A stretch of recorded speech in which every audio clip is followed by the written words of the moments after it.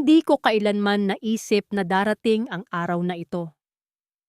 Yung titingnan ko ang sarili ko sa salamin at hindi ko na makikilala ang babaeng nakaharap sa akin. Akala ng lahat, perpekto ang buhay ko. Mabait na asawa, maayos na bahay, mga anak na malulusog. Pero sa gitna ng lahat ng yon, bakit pakiramdam ko ay unti-unti akong nilalamon ng katahimikan? Isang pagkakamali lang ba ang lahat? O sadyang doon lang ako naging totoo sa sarili ko, sa piling ng isang estranghero? Kung ikaw ang nasa posisyon ko, kapam mamaya tepibu? Sigurado ka bang hindi ka rin lilingon sa maling tao kapag naramdaman mong hindi ka na nakikita ng mundo? Minsan, ang pinakamapanganib na bagay sa mundo ay hindi ang malakas na bagyo, kundi ang sobrang katahimikan. Yung uri ng tahimik na halos mabingi ka na, kahit na may mga tao sa paligid mo. Ganoon ang buhay ko bago ang lahat. Ganoon ang buhay ko bago ko tuluyang sinunog ang tulay na kinatatayuan ko. Sinasabi nila, masuwerte raw ako. Melanie, napakabait ni Danilo. Sabi ng mga kumare ko. Melanie, napakasipag ng asawa mo. Parang wala ka nang kailangang gawin sa bahay nyo. At totoo naman. Si Danilo, siya yung uri ng lalaki na hindi mo kailangang sabihan. Gigising yan ng maaga, magluluto ng almusal, ihahatid ang mga bata sa school, tapos lilinisin ang buong bahay bago siya pumasok sa trabaho. Minsan, pinapanood ko siya mula sa malayo habang nag-aayos siya ng mga gamit sa kusina. Suot niya yung lumang apron niya na may mantsa ng toyo, may amoy ng bawang at paminta sa mga kamay niya tuwing hahalikan niya ako sa noo bago umalis. 3 bagay ang lagi kong napapansin kay Danilo noon. Yung maliliit na gatla sa gilid ng mata niya kapag ngumingiti siya. Yung kupas na asul na polo shirt na paborito niyang isuot kapag Sabado at yung paraan ng pag-check niya sa lock ng gate namin tuwing gabi. 3 beses, laging 3 beses. Sigurado. Ligtas. Pero yun na nga ang problema. 'Di ba? Sobrang ligtas. Sobrang sigurado. Para akong nakatira sa loob ng isang museum. Lahat ay nasa tamang lugar. Lahat ay malinis. Pero parang hindi ako pwedeng huminga ng malalim dahil baka may mabura akong ayos. Hindi ko alam kung kailan nagsimulang maging kulungan ang itinuturing kong tahanan. Basta ang alam ko, may mga araw na nakaupo lang ako sa sofa, tinitingnan ang puting pader, at itinatanong sa sarili ko, ito na ba yon? Ito na ba ang kabuuan ng buhay ko hanggang sa mamatay ako? Hindi naman masama si Danilo. Sa katunayan, siya ang pinakamabuting taong nakilala ko. At yon ang pinakamasakit na bahagi. Mas madali sanang mangaliwa kung hayop ang asawa mo. 'Di ba? Mas madaling bigyang katwiran ang pagkakamali kung may pasa ka sa muka o kung hindi nag-uuwi ng pera ang asawa mo. Pero wala. Wala akong dahilan. Wala akong kahit anong hawak na alas laban sa kanya. Gutom. Yung gutom na hindi mo alam kung ano ang gusto mong kainin. Yung pakiramdam na gusto mong may mangyari. Kahit ano. Kahit gulo. Kahit masama. Basta hindi ganito.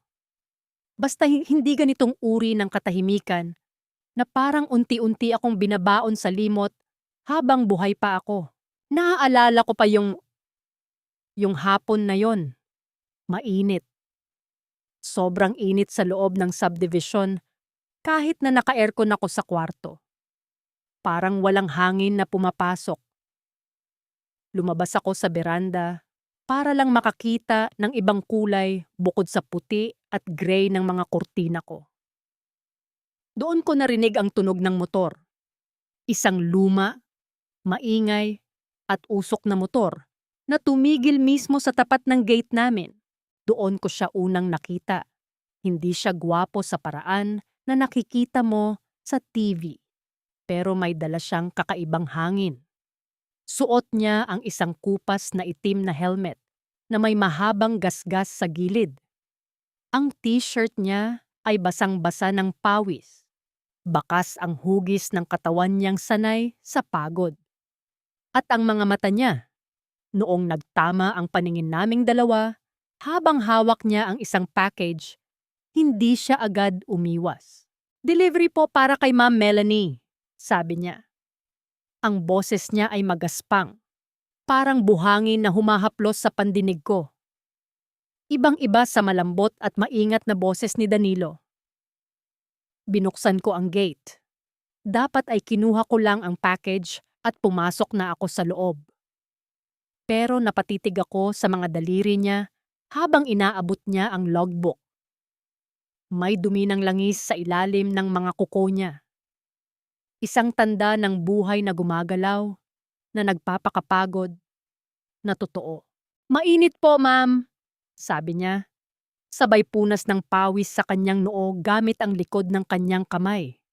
"Sana lahat kasing lamig ng loob ng bahay niyo." Napangiti ako. Isang ngiti na matagal nang hindi lumalabas sa labi ko. "Gusto mo ba ng tubig?" Isang simpleng tanong. Isang basong tubig. Hindi ko alam na iyon na pala ang unang patak ng gasolina sa buhay na binuo ko ng maraming taon.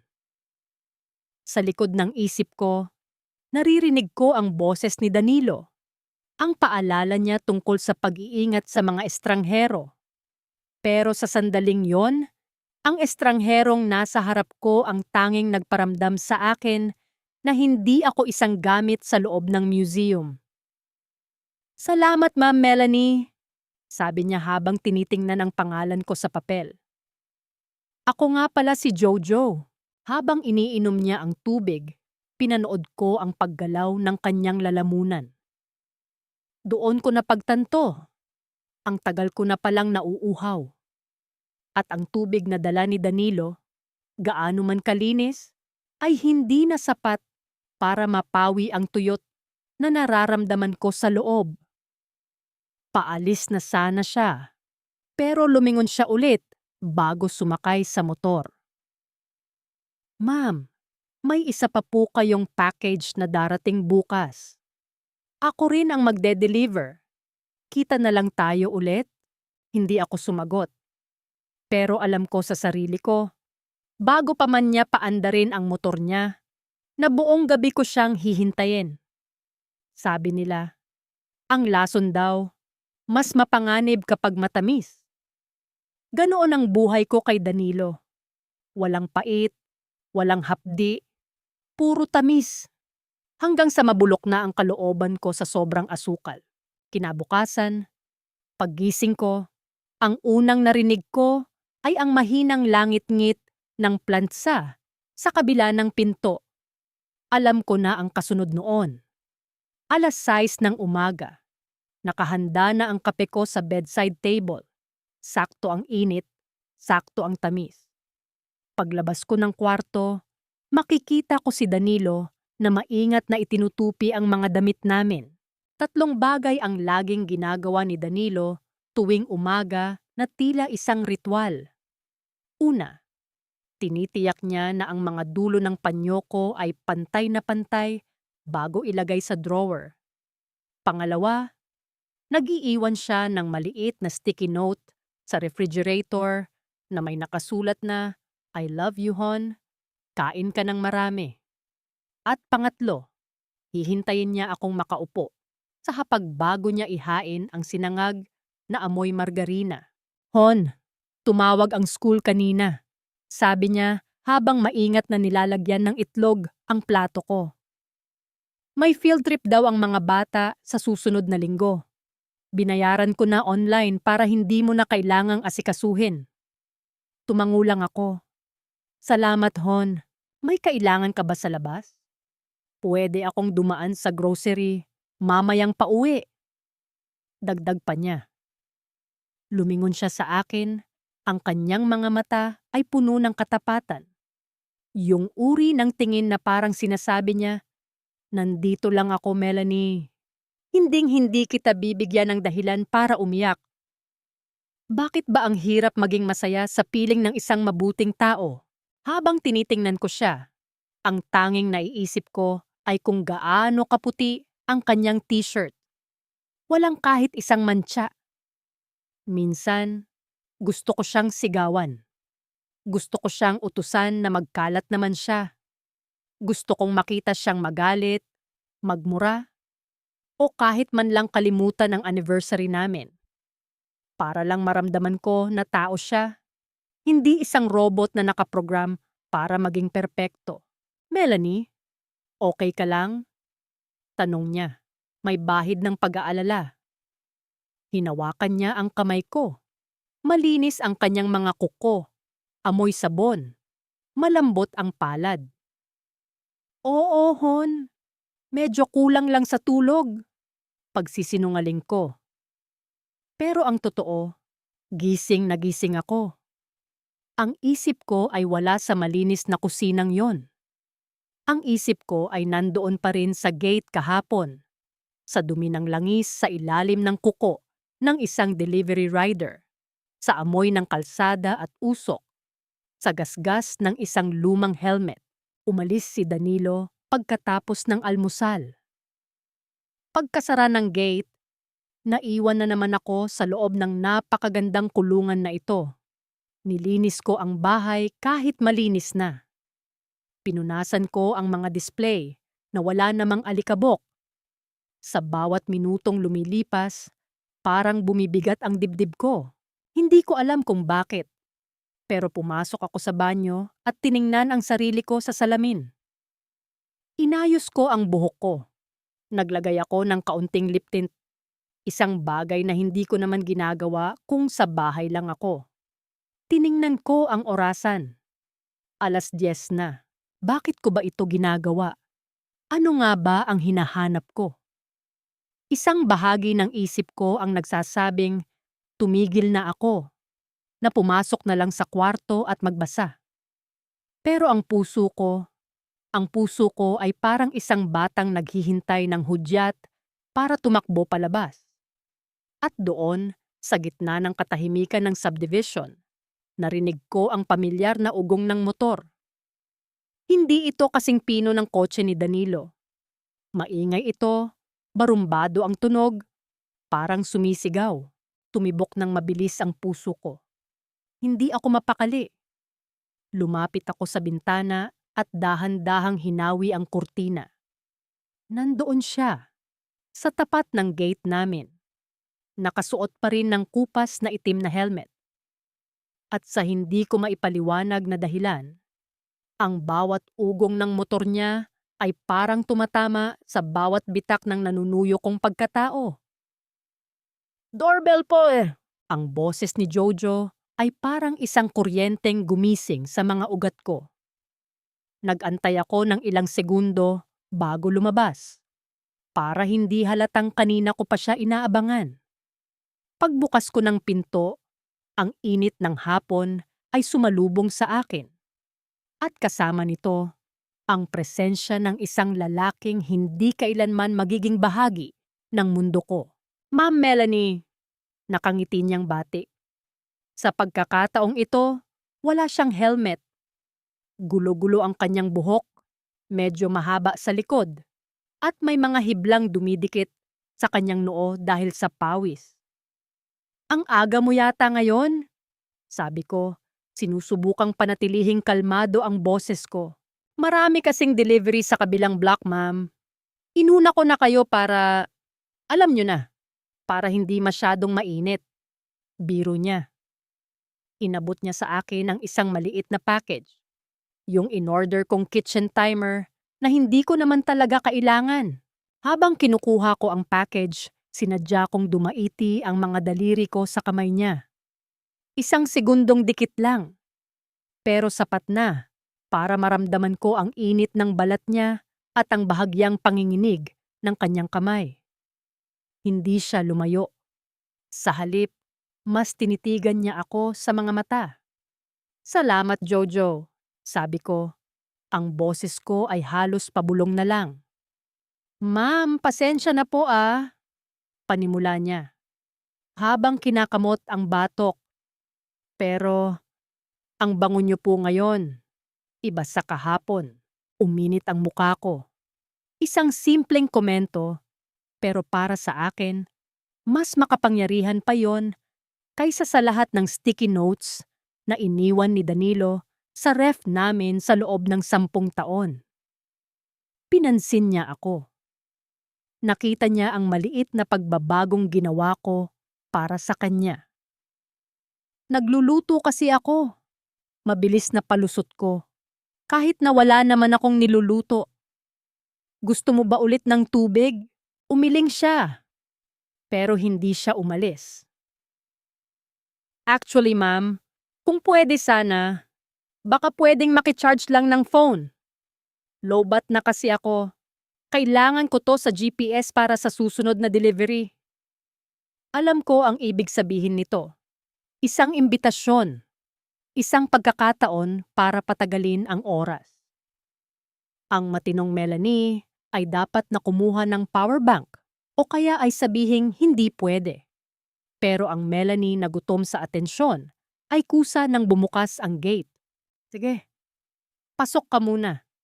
Doon sa beranda, may outlet doon, sabi ko. Pumasok siya. Ang kanyang bawat hakbang sa aming driveway ay parang isang malaking mantsa sa perpektong buhay namin ni Danilo. Umupo siya sa monoblock chair, sa veranda, habang isinasaksak niya ang kanyang charger. Tiningnan niya ang paligid, ang mga mamahaling paso ng halaman, ang malinis na tiled floor, ang mamahaling pintong gawa sa Nara. Ang ganda ng bahay niyo, ma'am. Napakatahimik. Parang walang problema. Sabi niya, may halong paghanga at bahagyang lungkot sa boses. Masyadong tahimik, Jojo. Minsan, nakakabaliw ang sobrang katahimikan.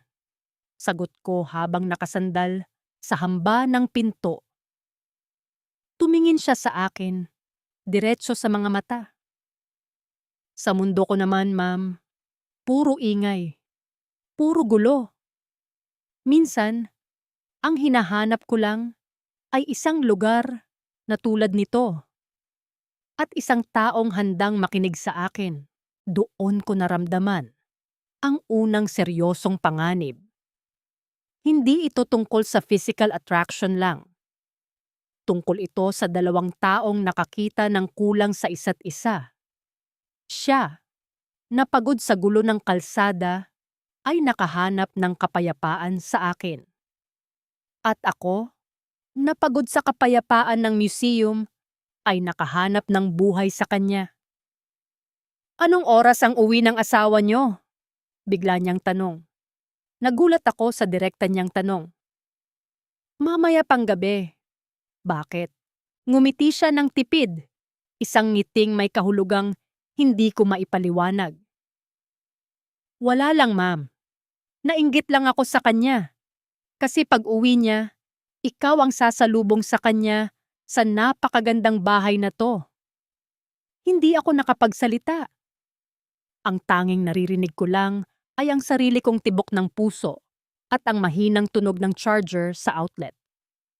Sa sandaling iyon, ang boundary sa pagitan ng customer at delivery rider ay tuluyan ng gumuho. Bago siya umalis ng hapon na yon, lumapit siya sa akin para kunin ang kanyang phone. Sobrang lapit niya na amoy ko na ang halo-halong amoy ng araw, pawis, at murang sigarilyo. Para sa iba, baka mabaho yon. Pero para sa akin, yon ang amoy ng laya.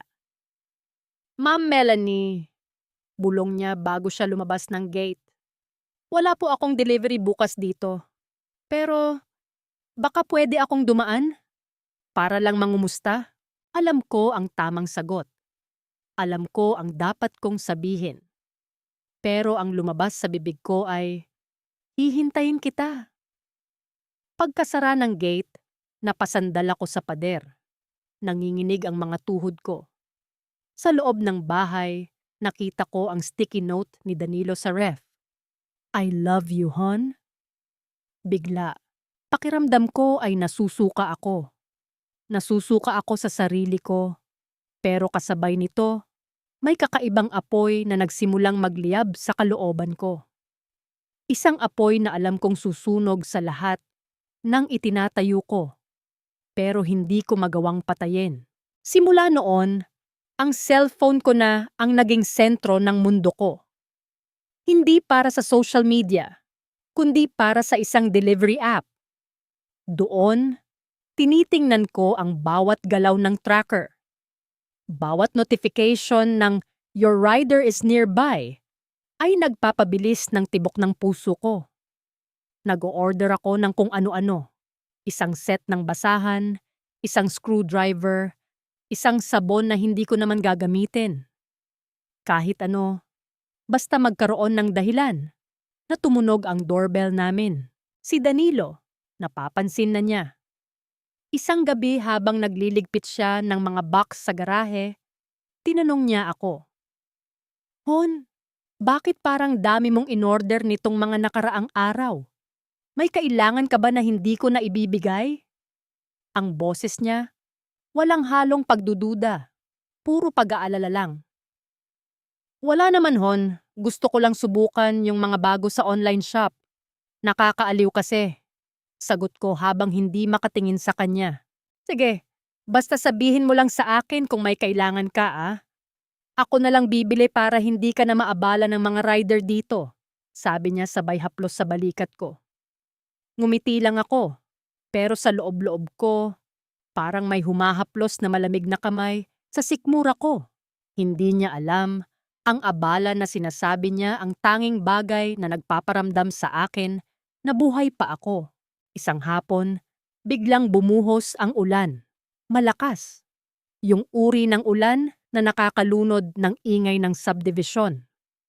Narinig ko ang motor ni Jojo sa labas. Hindi siya tumigil sa tapat ng gate. Pumasok siya mismo sa loob ng garahe. Dahil bukas ito. Dahil sa pag-aayos ni Danilo kaninang umaga. Lumabas ako. Basang-basa siya. Ang puting t-shirt niya ay dumidikit sa kanyang dibdib. Bakas ang bawat detalye ng kanyang katawan. Ang buhok niya ay tumutulo ang tubig sa kanyang muka. "Ma'am, pasensya na po. Napalakas ang ulan. Dito muna ako sumilong," sabi niya, habang hinihingal. "Pasok ka muna sa loob, Jojo. Magpatuyo ka muna." Ang kusa kong paanyaya. Hindi ko na inisip ang sasabihin ng mga kapitbahay. Ang tanging nakikita ko lang ay ang panginginig ng kanyang mga balikat. Pinapasok ko siya sa lababo sa may dirty kitchen. Kumuha ako ng tuwalya, isang malinis, maputing tuwalya na bagong plantsa ni Danilo. Iniabot ko ito sa kanya. Habang kinukuha niya ang tuwalya, muling nagdikit ang aming mga kamay. Pero sa pagkakataong ito, hindi niya binitawan. "Ma'am Melanie," bulong niya. Ang amoy niya ay amoy ulan, amoy kalsada, at amoy ng isang lalaking pagod pero gutom. "Bakit niyo ba ako ginaganito?" "Anong ibig mong sabihin?" tanong ko. Kahit alam ko na ang sagot. "Alam niyo kung anong ibig kong sabihin. Alam niyo na hindi lang tubig ang hinihintay niyo tuwing dumarating ako." Unti-unti niyang inilapit ang mukha niya sa akin. Ramdam ko ang mainit niyang hininga sa pisngi ko. Kabaligtaran ng malamig na ulan sa labas. Sa sandaling iyon, ang lahat ng paalala ni Danilo, ang lahat ng pangako ko sa harap ng altar, ang mukha ng mga anak ko, lahat yon ay parang mga anino na naglaho sa dilim. Hinalikan niya ako. Hindi ito katulad ng mga halik ni Danilo na laging maingat at magalang. Ang halik ni Jojo ay parang isang bagyo, magulo, mapusok, at nakakatakot. At sa halip na itulak siya, mas lalo akong kumapit. Gusto ko ang panganib.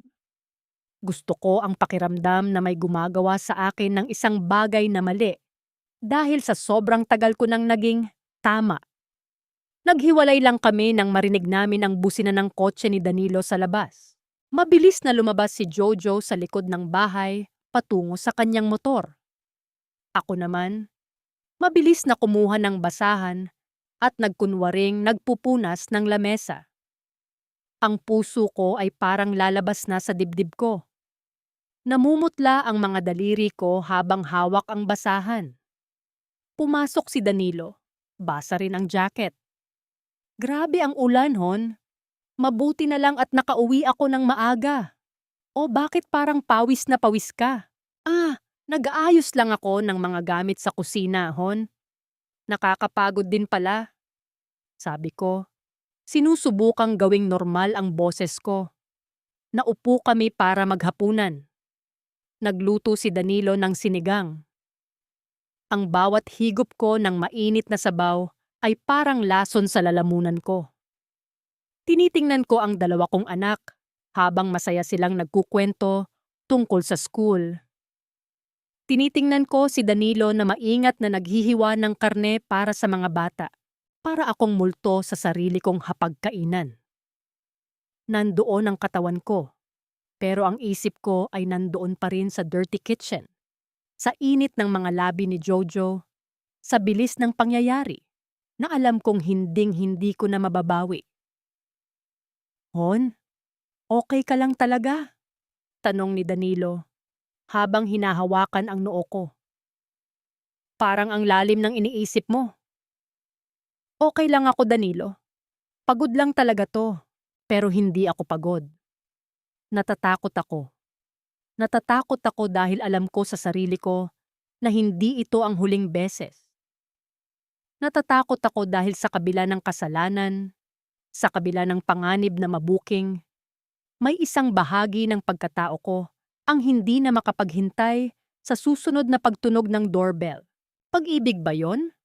O gutom lang talaga sa atensyon ng isang lalaking hindi ko naman kilala?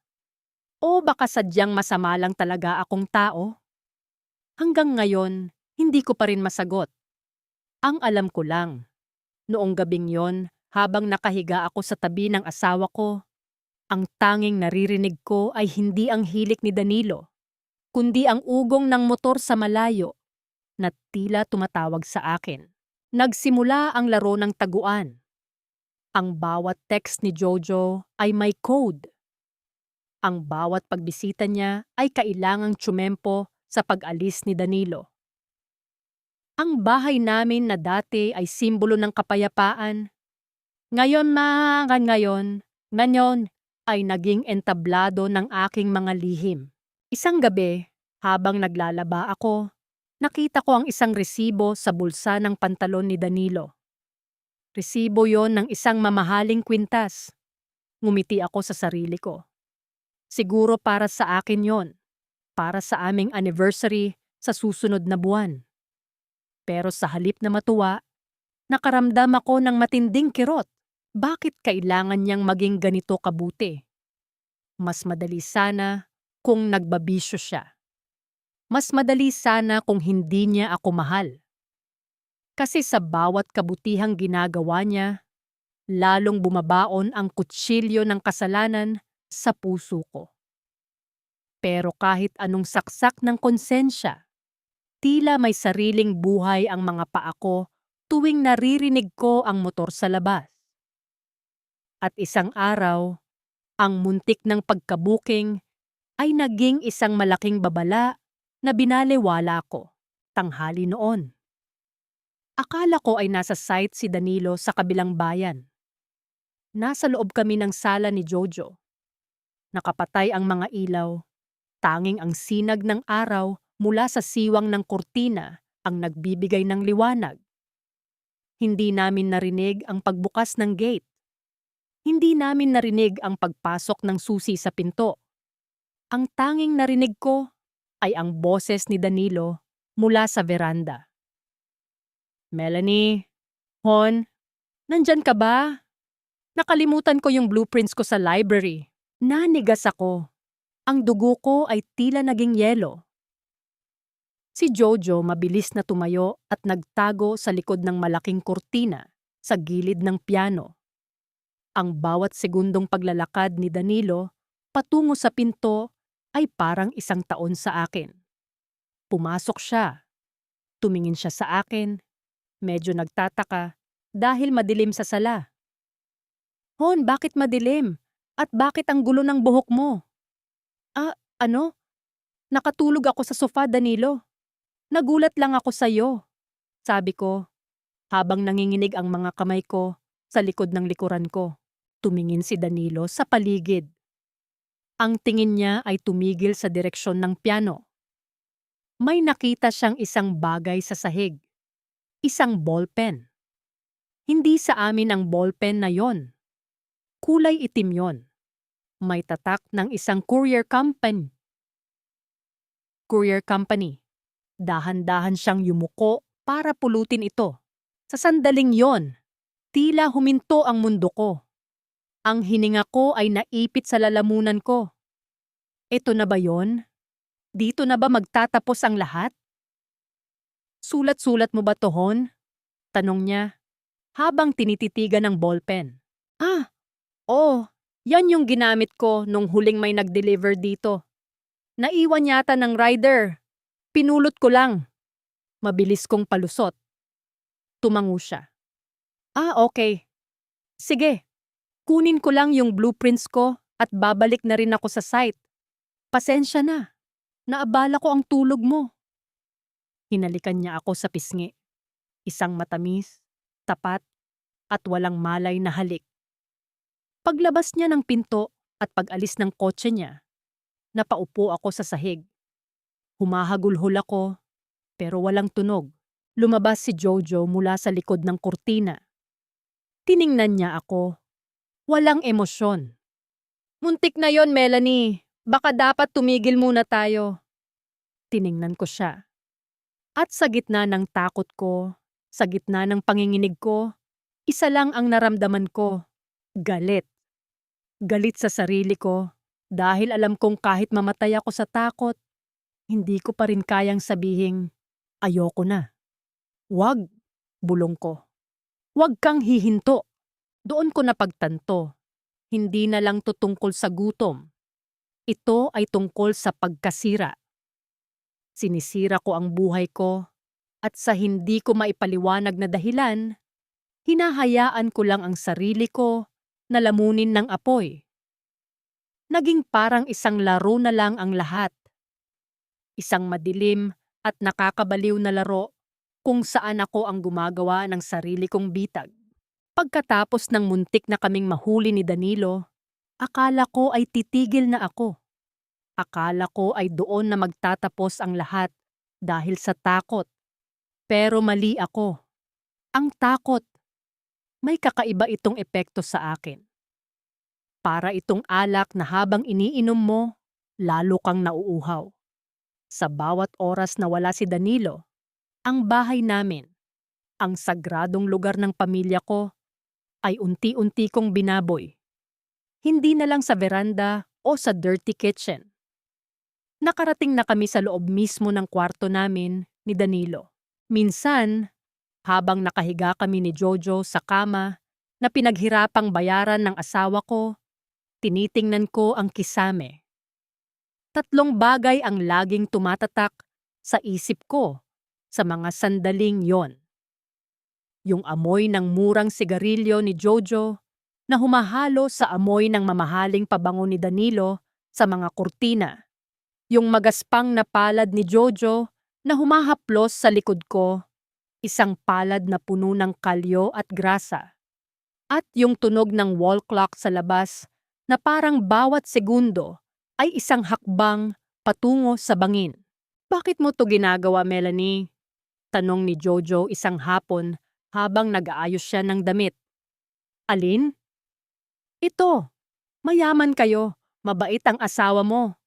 Bakit mo itinataya ang lahat sa isang katulad ko na wala namang maibibigay sa'yo kundi panandali ang sarap? Tumingin ako sa kanya. Hindi ko alam ang isasagot. Paano ko ba ipaliliwanag sa isang delivery rider na ang perpektong buhay ko ay parang isang vacuum? Walang hangin, walang tunog, walang pakiramdam. Hindi ko rin alam, Jojo. Siguro dahil sa'yo, nararamdaman kong tao ako. Hindi lang dekorasyon sa bahay na to, bulong ko. Pero sa loob-loob ko, may isa pang boses. Isang boses na nagsasabing, Melanie, tanga ka. Sinisira mo ang buhay ng mga anak mo. Pero mabilis ko yung pinapatay.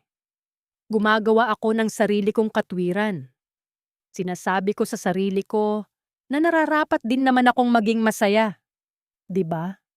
Na hindi naman siguro kasalanan ang maghanap ng init kung ang bahay mo ay parang freezer sa sobrang lamig ng relasyon nyo ng asawa mo. Hindi mo kayang magpanggap habang buhay. Ang kasalanan, parang usok yan.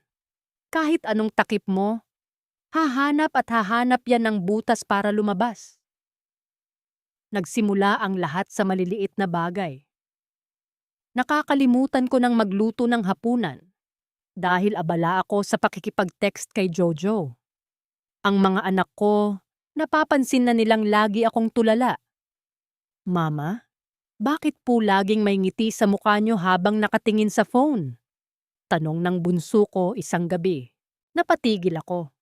Wala to anak, may nakita lang si mama na nakakatawang video.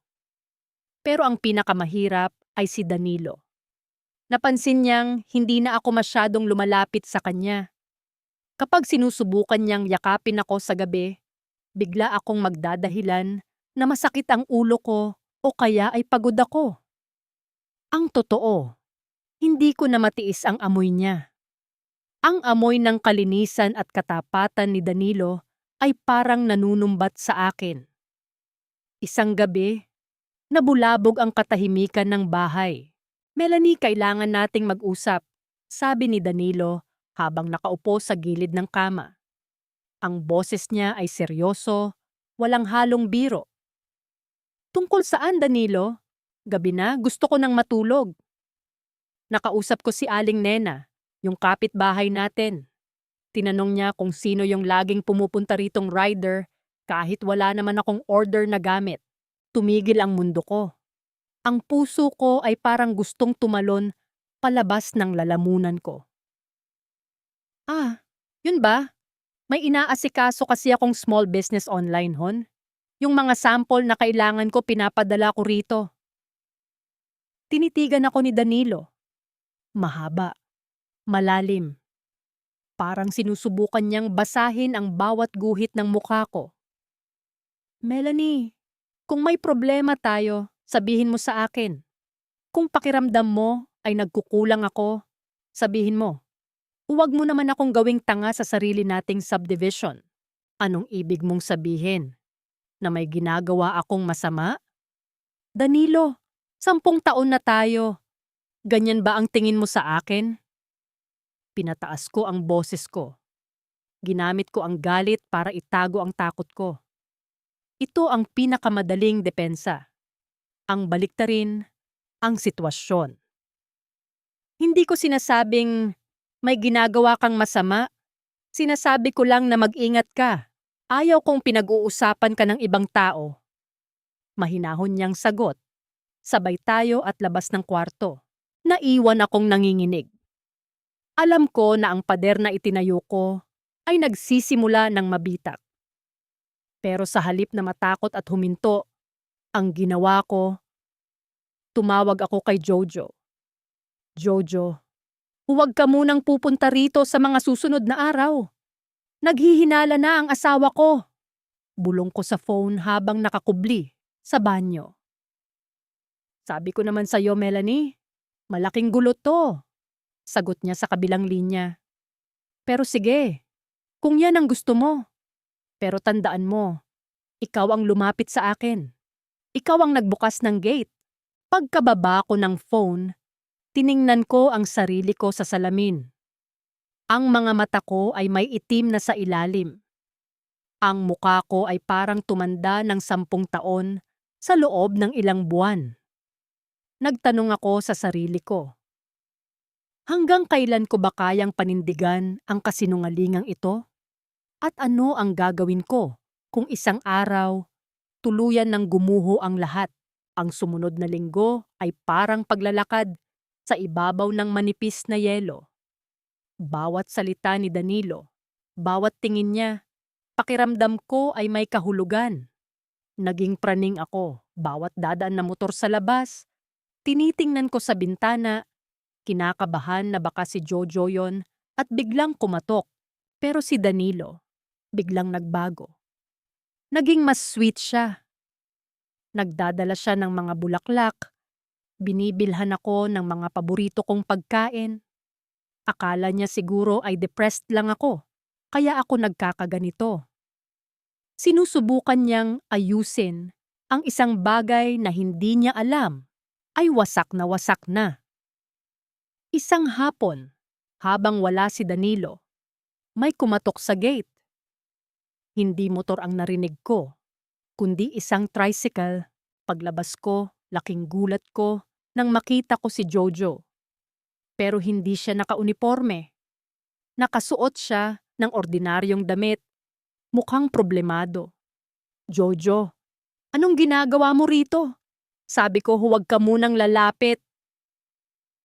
Sigaw ko, habang palingon-lingon sa paligid. Melanie, kailangan ko ng tulong. Na-hold up ako kagabi. Kinuha ang motor ko, pati ang cellphone ko. Wala akong pambayad sa upa. Mawawalan ako ng matitirhan. Sabi niya, halatang desperado. Dito ko nakita ang tunay na mukha ng pakikipagsapalaran ko. Si Jojo ay hindi isang knight in shining armor. Isa lang siyang lalaking kapos sa buhay na nakahanap ng mapagkukunan sa akin. At ako naman, sa kagustuhan kong makaramdam ng buhay, ay naging bulag sa realidad. Pumasok ka muna, sabi ko. Isang pagkakamali na naman. Pero hindi ko siya kayang tiisin. Sa loob ng bahay, binigyan ko siya ng pera, isang malaking halaga. Yung pondo sana namin para sa tuition ng mga bata sa susunod na semester. O ayan, umalis ka na pagkatapos nito. Huwag ka nang babalik hanggat hindi ko sinasabi. Salamat, Melanie. Hulog ka talaga ng langit, sabi niya habang binibilang ang pera. Pero bago siya makalabas, narinig namin ang tunog ng kotse ni Danilo sa tapat ng gate. Maaga siyang umuwi. Ang blueprint na naiwan niya noong nakaraang beses. Ngayon, wala siyang nakalimutan. Ngayon, sadyang umuwi siya ng maaga dahil gusto niya akong isurprise ng lunch. Melanie! Hon! Andito ako! Sigaw ni Danilo mula sa labas. Ang puso ko ay parang tumigil sa pagtibok. Tiningnan ko si Jojo. Tiningnan ko ang pinto.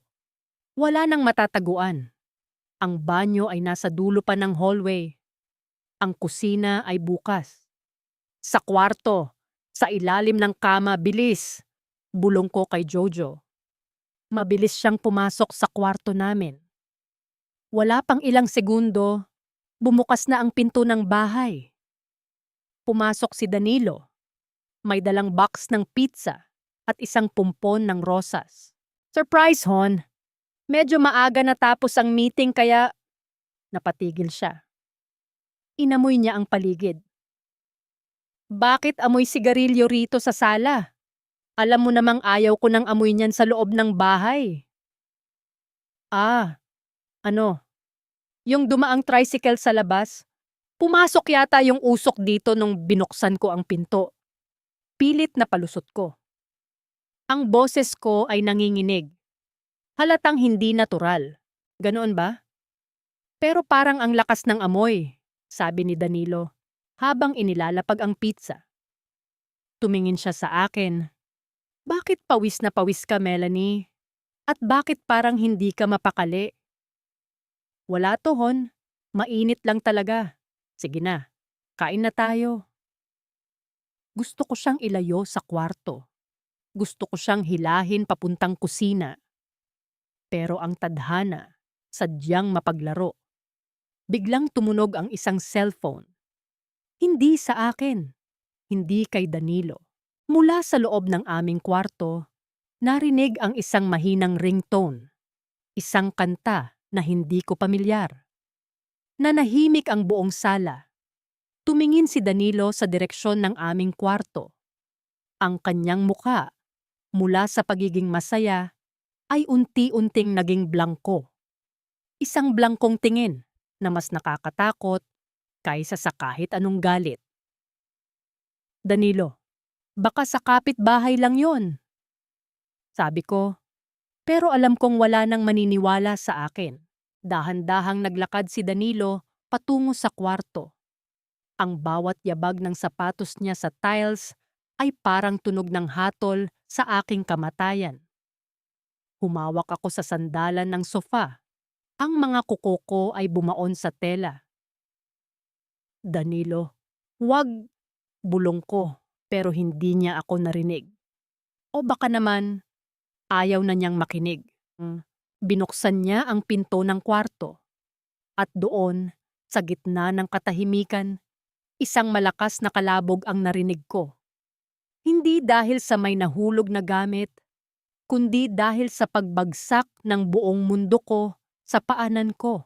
Ang tunog ng ringtone ay tila isang palakol na humahati sa katahimikan. Huminto si Danilo sa tapat ng pinto ng aming kwarto. Ang hawak niyang rosas ay nanginginig ng bahagya. Hindi siya sumigaw. Hindi siya nagmura. Ang katahimikan niya ang pinakanakakatakot na bagay na naranasan ko sa buong buhay ko. Dahan-dahan niyang itinulak ang pinto. Sumunod ako. Parang isang bilanggo na hatid sa bitayan. Sa ilalim ng kama, doon sa lugar na dati ay simbolo ng aming pagmamahalan. Nakita ko ang isang pares ng maruming sapatos. Sapatos na may mantsa ng grasa. Lumabas si Jojo, hingal na hingal, takot na takot. Pero ang higit na nakakatakot ay ang ekspresyon ni Danilo. Hindi galit ang nakita ko sa mga mata niya. Pagkadismaya. Isang matinding uri ng pagkadismaya na parang sinasabing, hindi ko akalaing kaya mo palang sirain ang lahat ng binuo natin. Sino to, Melanie? Tanong ni Danilo. Ang boses niya ay parang basag na salamin. Hindi ako nakasagot. Gusto kong magpaliwanag, gusto kong sabihing hindi ko sinasadya, pero anong silbi? Ang ebidensya ay nasa harap na niya. Si Jojo, na hindi makatingin ng diretso, ay nagtatangkang lumabas. Pero hinarangan siya ni Danilo. Hindi kita aawayin, sabi ni Danilo kay Jojo, habang nananatiling mahinahon. Pero umalis ka, ngayon din. At huwag na huwag ka nang babalik sa subdivision na to. Si Jojo, nang walang imik, ay kumaripas ng takbo palabas ng bahay. Naiwan kaming dalawa ni Danilo sa loob ng kwarto. Ang bango ng mga rosas na dala niya ay humahalo sa amoy ng pawis at takot sa hangin. Hon, simula ko. Huwag mo akong tawaging Hon, putol niya. Dahil sa bawat tawag mo ng Hon, nadadagdagan ang kasinungalingan mo. Hindi siya naglayas. Hindi siya nanghampas. Naupo lang siya sa gilid ng kama, itinapon ang mga rosas sa sahig, at tumingin sa malayo. Matagal na ba? Tanong niya. Hindi. Simula lang noong... Gaano katagal, Melanie? Ilang buwan na? Tumawa si Danilo. Isang mapait na tawa. Ilang buwan? Habang inaalagaan ko ang mga bata, habang pinagbubuti ko ang trabaho ko para sa kinabukasan nating 5.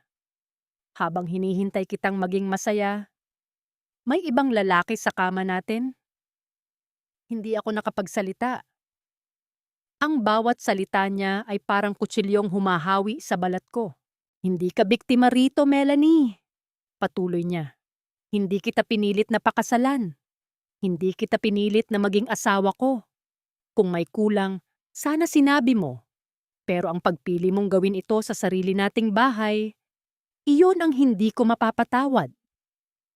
Sa gabing iyon, hindi siya natulog sa tabi ko. Sa totoo lang, simula noon, hindi na siya natulog sa tabi ko. Ang mga sumunod na araw ay parang buhay sa loob ng isang libingan. Walang nagsasalita.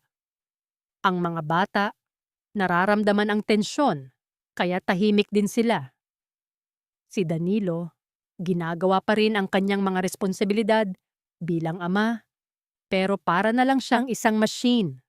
Walang emosyon, walang ngiti, walang tingin sa akin. Sinubukan kong lumapit. Danilo, please. Pag-usapan natin. Nagkamali ako, alam ko. Tapos na ang usapan, Melanie.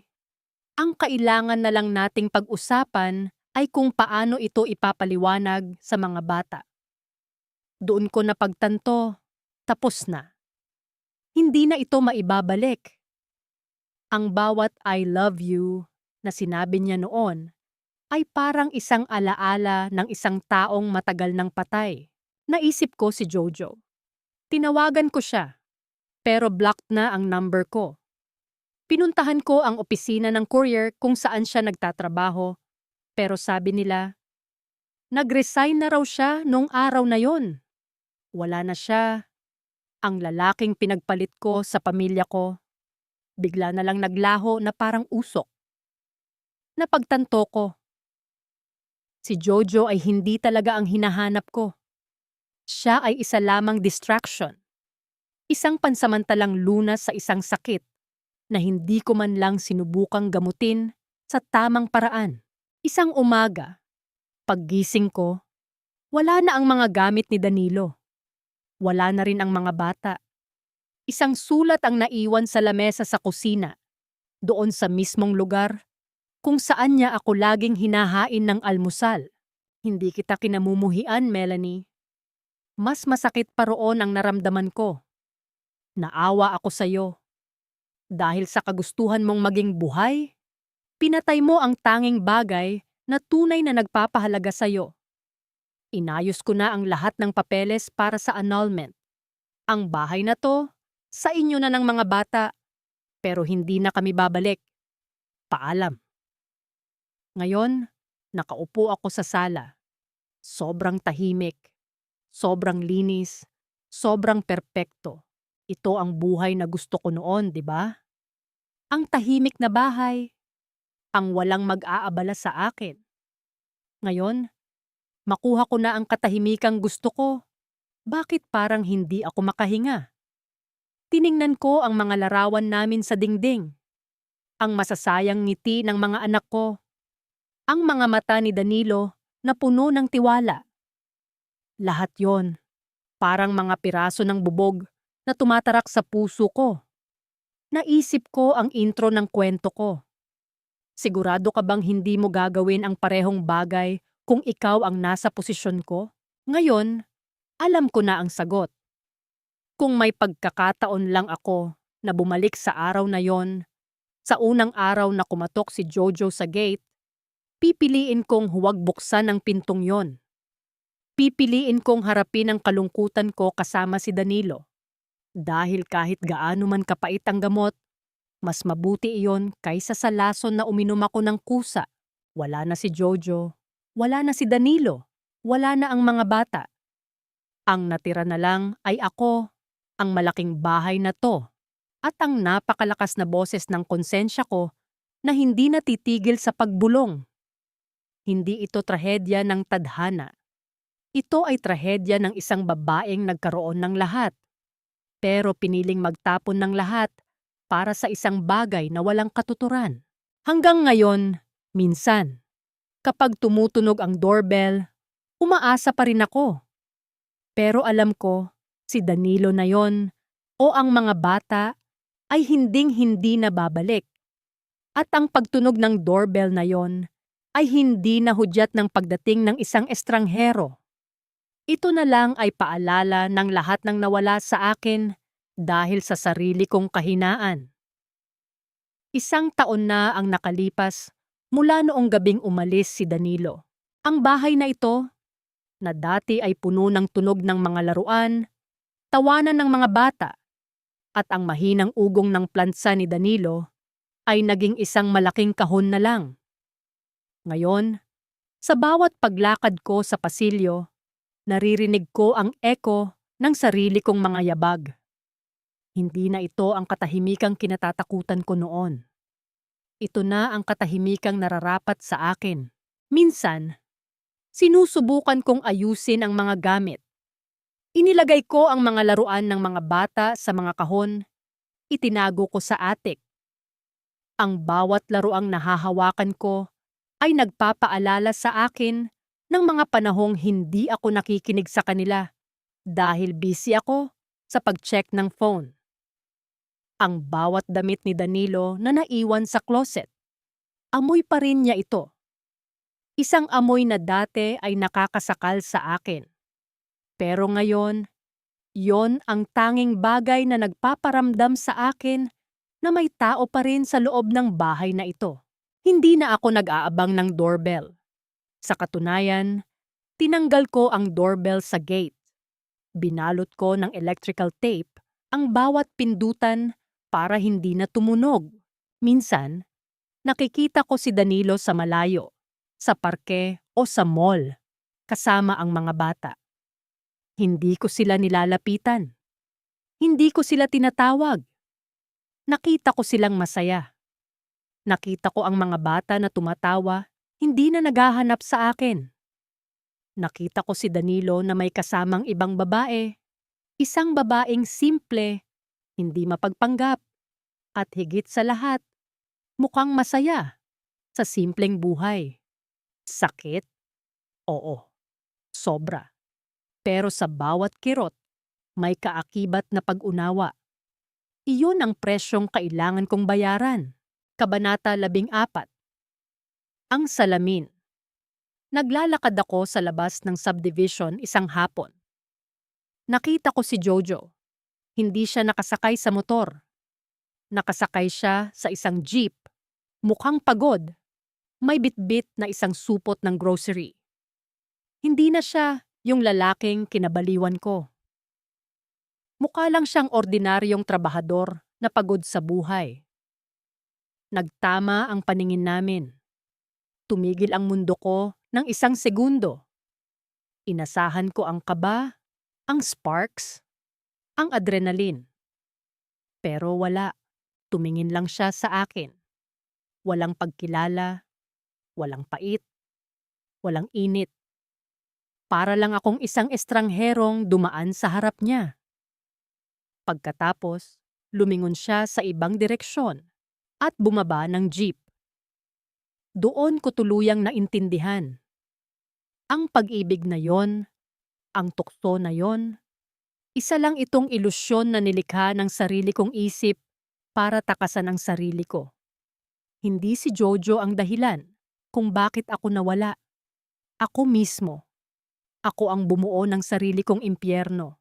Ngayon, madalas akong umupo sa veranda, sa lugar kung saan ko siya unang inalok ng tubig. Walang motor na dumarating. Walang doorbell na tumutunog. Madalas akong tinatanong ng mga kaibigan ko, "Melanie, bakit hindi ka pa lumipat? Bakit hindi ka maghanap ng ibang lalaki?" Ang sagot ko ay simple. Dahil kailangan ko munang matutunan kung paano maging masaya ng mag-isa. Kailangan ko munang maging tapat sa sarili ko bago ako maging tapat sa kahit kanino. Hindi ko na hinahanap ang sagot kung tama o mali ang lahat ng nangyari. Ang alam ko lang, sa loob ng katahimikang ito, natutunan ko ang pinakamahalagang aral. Ang pinakamapanganib na estranghero ay hindi ang taong kumatok sa gate mo. Ang pinakamapanganib na estranghero ay ang taong nakikita mo sa salamin tuwing umaga. Ang taong hindi mo kilala dahil masyado kang naging abala sa paghahanap ng atensyon sa labas. Kung babalik ako sa nakaraan, hindi ko pipigilan ang sarili ko para kay Danilo. Pipigilan ko ang sarili ko para sa akin. Para hindi ko na kailangang dumaan sa ganitong uri ng pagkawasak. Ngayon, sa tuwing sumasapit ang gabi, pinapatay ko na ang ilaw sa sala. Hindi para magtago, kundi para makita ko ang mga bituin sa labas. Malayo, tahimik, at sa wakas mapayapa. Ang kwento ko ay tapos na. Pero ang paglalakbay ko sa paghahanap sa sarili ko, ngayon pa lang nagsisimula. Kung ikaw ang nasa lugar ko, siguradong sigurado ka ba sa mga desisyong ginagawa mo ngayon? Dahil ang bawat pintong binubuksan mo, may katumbas na pintong isasara mo habang buhay.